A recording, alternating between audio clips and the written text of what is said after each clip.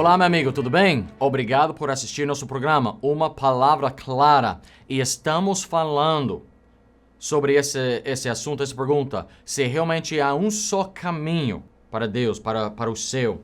E estamos vendo algumas coisas, motivos, dúvidas de algumas pessoas ou grupos que eles têm que impede eles aceitar a noção bíblica que há um só caminho. Nós temos falado sobre várias ideias ou vários problemas, dificuldades. Hoje gostaria de falar sobre uma coisa que já ouvi várias vezes. Às vezes eu posso começar uma conversa sobre o destino final da alma de uma pessoa. Às vezes estão dispostos ali na porta deles, em casa ou algo, de conversar sobre uma troca de ideias, o que eles acham melhor, o que eles acham possível ou razoável. Mas se a pessoa chegar a dizer, mas a Bíblia diz, ou Jesus Cristo falou que, ou, olha, a realidade é que muitas pessoas dizem, Deus é um só. Mas o que eles esquecem é que o caminho também é um só. E tem pessoas, meu amigo, talvez é você mesmo, que não gosta da ideia de um ser humano imperfeito falar para você, meu amigo, se você tenta se aproximar a Deus ou entrar no céu por qualquer outro caminho além de esse, às vezes as pessoas não aceitam. Eles pensam que a mente daquela pessoa falando assim é muito fechado, é egoísmo, ou até o que vou falar agora para vocês. Um problema de muitos aceitar que há um só caminho para o céu é que eles pensam que pessoas falam assim, ou uma igreja prega assim, só porque a igreja quer dominar ou controlar a vida daquela pessoa. Esse é um problema na mente ou no coração, um obstáculo no coração, na frente do coração de várias pessoas. Você diz que é só assim que a pessoa pode ser salva. Você só quer manejar tudo na vida daquela pessoa. Você só quer dominar ou controlar a minha vida. Você está me roubando da minha dignidade, do meu livre-arbítrio, coisa assim. Mas será que realmente é válido essa opinião? Que as únicas pessoas ou igrejas que dizem que há um só caminho é porque eles só querem controlar a vida daquela pessoa? Vamos ler uns versículos aqui, Mateus 16. Jesus Cristo aqui falando o que a Bíblia diz aqui. Então disse Jesus aos seus discípulos, se alguém quiser vir após mim, renuncia-se a si mesmo. Tome sobre si a sua cruz e siga-me, porque aquele que quiser salvar a sua vida, perdê-la, e quem perder a sua vida por amor de mim, achá-la. Pois que aproveita ao homem ganhar o mundo inteiro, se perder a sua alma? O que dará o homem em recompensa da sua alma? Deus encarnado, Jesus Cristo, falou à multidão, falou aos seus seguidores, se você quer se aproximar a Deus, se vocês querem me seguir, você vai ter que renunciar a si mesmo. Suas ideias, as suas opiniões, os seus sonhos, até às vezes as suas prioridades impedirão sua obediência a Jesus Cristo, a Deus. E a pessoa que diz, mas olha aqui, mas eu sempre pensava assim, eu queria viver assim, eu tenho meu plano assim, esse é como eu vou ter sucesso na minha vida, E Jesus disse, ele responde àquela pessoa, em outras palavras, você vivendo a vida da sua maneira, do seu jeito, conforme as suas ideias, a sua ideologia própria, que adianta se você vai perder a sua alma? E em outras palavras, o que Jesus Cristo estava falando era, vai ser pelo meu caminho, pelo meu jeito, o jeito de Cristo, ou nada. Ou é pelo caminho que Ele ordenou, ou ficaremos perdidos, separados de Deus eternamente. E muitas vezes as pessoas, mas a igreja manipulou as palavras de Jesus. Não, eles estão torcendo as coisas. Não, a igreja inventou essas escrituras para controlar as pessoas. Quando o nosso próprio coração, quando somos honestos, nos nossos momentos mais lúcidos, sabemos, nós estamos errados. A nossa moralidade nunca é suficiente. E não há um jeito de eu tirar aquela mancha do pecado da minha vida, da minha alma. Eu preciso de um Salvador. E o Espírito Santo de Deus testifica disso em nossos corações. E muitas vezes tampamos os ouvidos de coração e dizemos, eu não quero ouvir isso, porque isso vai incomodar o meu jeito, as minhas opiniões. E eu vou sentar no trono do meu coração. Para as pessoas que pensam que a igreja só quer controlar as pessoas, lembre-se disso. Essa mensagem vem direto de Jesus Cristo. Jesus não falava em nenhum lugar que a salvação vem pela igreja. Jesus nunca colocou a igreja como o dono do trono do coração do ser humano. Jesus nunca colocou ou falou sobre a igreja como a igreja sendo o Salvador, o Senhor dos Senhores, o Rei dos Reis. Jesus falava assim sobre Ele mesmo. E sempre nas Escrituras, quando vemos Jesus falando à igreja, ou a Bíblia falando sobre a igreja, fala sobre a igreja como pessoas submissos uns aos outros, sujeitos uns aos outros, e com Cristo sendo a cabeça da igreja, Cristo sendo o Senhor, Ele sendo autoridade, Ele tendo domínio. A igreja existe para exaltar a Jesus.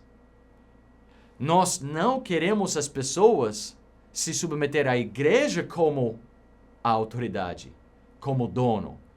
Nós buscamos seguir as Escrituras, obedecer as Escrituras e obedecer a Cristo e ser submissos a Cristo, a Deus. E o que é que Cristo falou? A mensagem da salvação e a realidade que o caminho é um só vem direto da boca dele, não da igreja.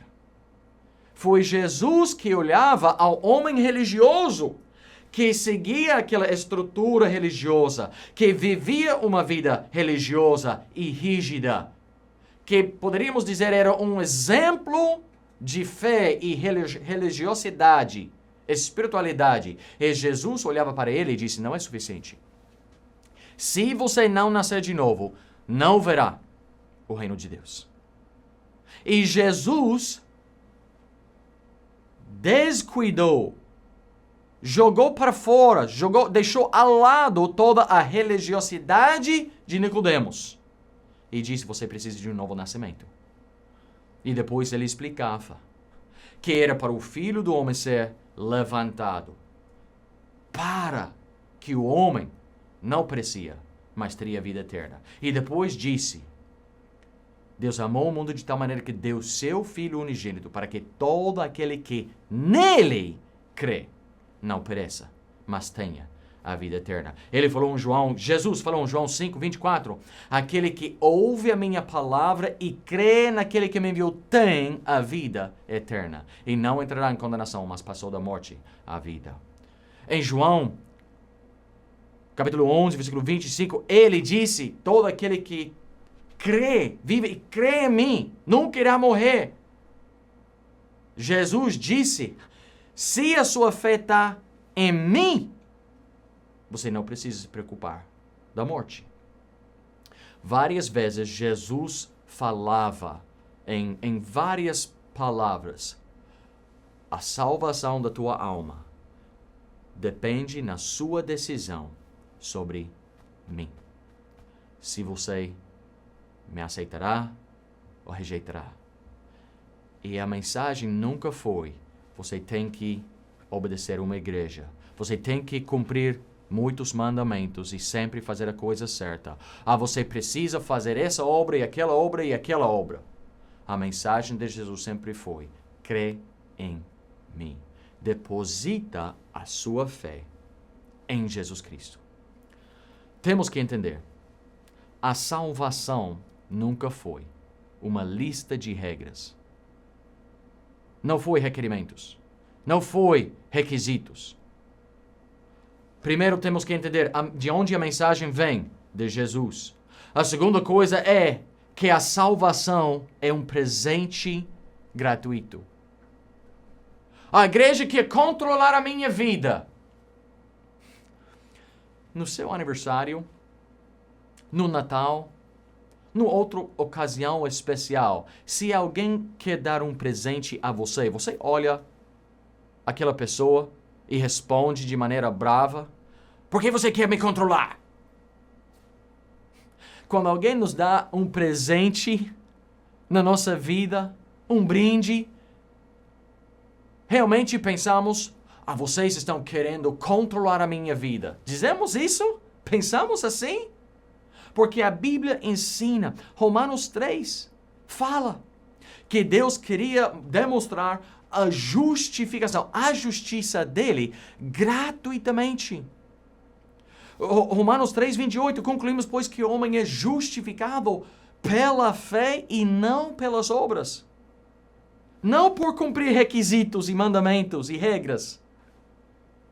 A salvação é um presente gratuito. Romanos 6:23, o salário do pecado é a morte. Salário, o que você merece, o que você ganha. Mas compare isso com um presente.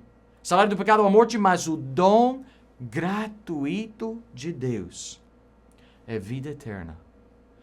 Quando alguém dá um presente a você, é coisa de dar gratuito, de graça.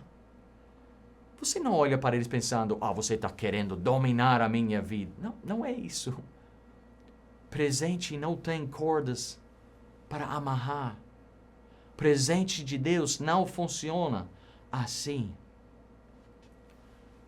E muitas vezes nós culpamos a igreja por causa de uma experiência ruim no passado.